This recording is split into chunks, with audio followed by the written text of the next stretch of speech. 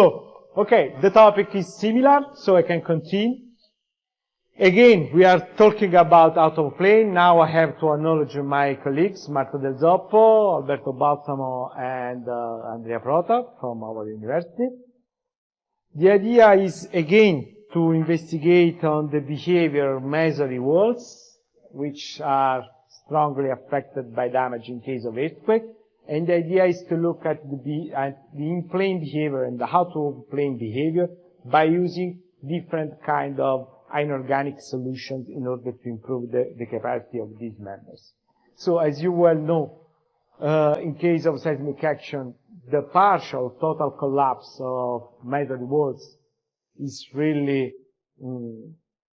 led to really significant economic losses, injuries, and loss of human life. So we strongly need to do something. And on the left side, you can see what we have done for years by using FRP solutions. Now we are moving to inorganic solutions for several reasons. And the most important is the compatibility between raising and masonry. So the idea is to use an FRP grid embedded in a mortar. And now the focus of this presentation is to investigate on the effectiveness of FRM. So before doing that, let me just give you a very, very quick introduction about the different kind of inorganic strengthening systems. I'm sure that you know everything about this, but just to be sure that in this presentation it is clear what we are discussing. We use the term reinforced plaster for traditional reinforcing system made by steel, embedded in a mortar which has a thickness, very high thickness between 4 and 10 centimeters. Then the alternative solution to reinforced plaster with steel is the so-called composite reinforced mortar, CRM. In this case, the only difference is that steel is replaced by composite grid, and then the thickness is higher than 3 centimeters, probably lower than this case, but not significant. While if we want to reduce the thickness, we can use FRCM, which is fiber reinforced cementitious mortar. Cementitious, in our case, in application in masonry, is replaced by lime-based mortar. And in this case, the advantage is that the thickness is very, very, very low. And finally, the last solution we are looking at is the fiber reinforced mortar, when we completely remove the composite grid by using short fibers embedded inside the mortar. And again, the thickness is in between 1 centimeter and 3 centimeters. So, in these years, we did a lot of tests in our department, trying to investigate on the effectiveness of these two kind of solutions, and these three kind of solutions based on innovative materials. And I'll give you here just a summary of what we have done in these years. We did more than about 150 diagonal compression tests on different kind of masonry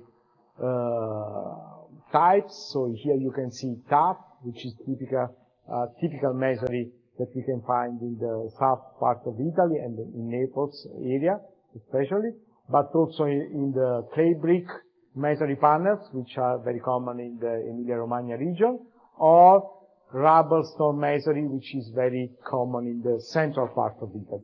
And this is the number of tests that we did in each kind of masonry type. And we tested the effectiveness of all these solutions, both for in-plane strengthening and for out-of-plane strengthening. This is just a summary of the tests that we did on tough strengthened panels by using all the techniques that I have listed before. So reinforced plaster, one layer on one side of the masonry panel or on two sides of the masonry panel, CRM, one side or two sides, FRCM, And here, the idea was to replace two sides by using one side or one side plus anchors, because obviously if you just apply the strengthening solution on one side, you can do the strengthening directly from the exterior of the building, and this is really, really important, especially when you want to mitigate the seismic risk in peacetime, so before the earthquake and not after the earthquake. And then we also tested, we compared the solution applied on one side with the solution applied on two sides, and two sides plus anchor. For in-plane strengthening, it is really known that when we apply the reinforced plaster, let's say, in general, we obtain an increase in terms of shear capacity of the masonry panel. So typically the masonry behavior is like this. When we apply the strengthening solution, we can increase both the shear capacity and also the ductility. And this can be done by looking at diagonal compression tests. So, what we have done in the past, we did really a lot of tests.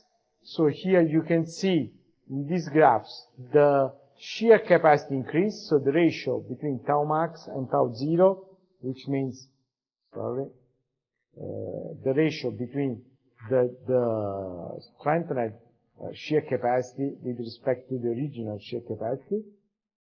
And here each point is one test, and you can see the results obtained by looking at FRCM applied on one side of the masonry panel, one side plus anchors, two sides, and two sides plus anchors. And here you can see the average values of the shear capacity increase.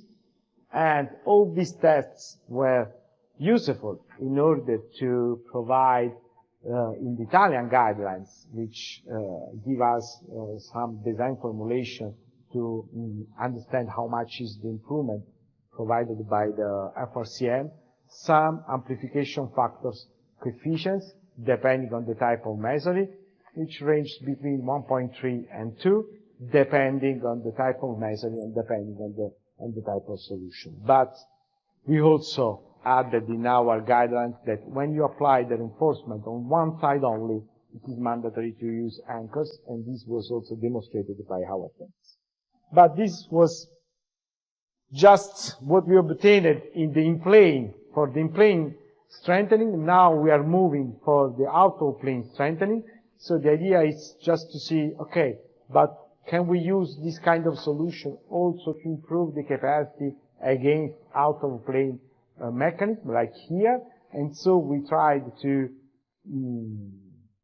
realize a specific test to do tests simulating this kind of failure mechanism. In particular, we decided to have a 4-point bending test, applying axial load and horizontal loads, simulating the earthquake in this way. And here you can see the test setup that we made in our lab, which is a quite difficult test setup because the most difficult part is to realize the test with these two hinges, which are necessary in order to be sure that you can exactly reproduce the real behavior of the wall during the earthquake. And here we applied the axial load with this solution, with hydraulic actuators here, plus horizontal load, which was applied in this direction. So this was the test setup, and this is the experimental program. The preliminary experimental program. Now we are increasing in the number of tests, but I will talk now today about these tests, which are related to two kinds of masonry types, tuff and clay brick masonry panels, which are tested in the as-built configuration and strengthened by using two layers of FRM on this side and on this side. So on both sides we are using FRM, and as you can see here, this is the solution, and the thickness is 15 millimeter, which is very, very thin. Obviously, in case of masonry, 50 on 20 is really, really a very thin layer. Here on 12 centimeters of thickness is a little bit more. We did the experimental tests on all the materials. I have just time to show you the results that we had on FRM system, which is made by lime-based mortar plus short glass fibers with a length of 90 millimeters, and the volumetric ratio is less than 2%. And you can see the mean compressive strength, which was 23 megapascal, and the tensile strength, which was 0.7 megapascal, according to our test. Then, during the test, we decided, obviously, to record several things, and we used laser and LVDT in order to monitor both axial and in-plane and out-of-plane deformation. And here, I will show you the results that we obtained in our lab. This is the comparison between the behavior of clay brick masonry panel without any kind of reinforcement and with the reinforcement applied on the two sides. Here you can see the failure mode, which is very interesting because it was the same crack opening in both specimens, but when we applied FRM, here you can see that the crack width was very, very reduced with respect to the reinforced masonry panel without FRM, and you can clearly see the bridging effect of short fibers. And if you compare at the same horizontal load the horizontal displacement, you can clearly see how much the solution was able to reduce the out-of-plane displacement. So it worked very well. And also on tough masonry panels, we had a good results, but in this case, the failure happened in two different positions, so we cannot compare exactly the behavior. But also in this case, there was a good reduction in terms of out-of-plane displacement. Here, the comparison between the experimental curves on clay brick and tuff, and you can see the original specimen curve with the green one, the strengthened curve is the red one, and the star means indicates the point when the FRM cracked. You can see, obviously, a very different behavior because it was a linear behavior up to the cracking of the strengthening solution. So we increased the capacity a lot. Then here, this part is meaning that there is the bridging effect. So once the cracks start to appear, we had another little increase of capacity, and then there is the drop. But at the end, we had an increase of capacity by a factor of 83%, which was a lot. In case of tuff, where the thickness was higher, the increase was 12%, but again, the behavior was linear up to the cracking, and then there was a drop, and also a good activity that can be seen here. Obviously, here I have just highlighted that the thickness increase in terms of percentage is different in the two cases. Finally, we tried to investigate on how we can calculate the benefits provided by the strengthening solution, and we decided to use the ACI 549 formulation by only removing the contribution of the internal steel. So this is the equilibrium where we just have the masonry compressive resultant force and the FRM tensile resultant force. In this force, we used this value, so the thickness of FRM times the Young modulus times the strain of FRM, and we used the peak tensile stress recorded during the test, while we decided to neglect the compression contribution of FRM. And with this assumption, we obtained these results, which are summarized here. This is the theoretical value versus the experimental one. And I can see that the theoretical predictions are quite conservative, but not so conservative. So I can see that there is a good matching between the theoretical prediction and the experimental values. There is a difference in the range of 16–17%. So just to conclude, the results of this preliminary experimental program show that the failure mode of Bayer and Spencer specimens were quite similar.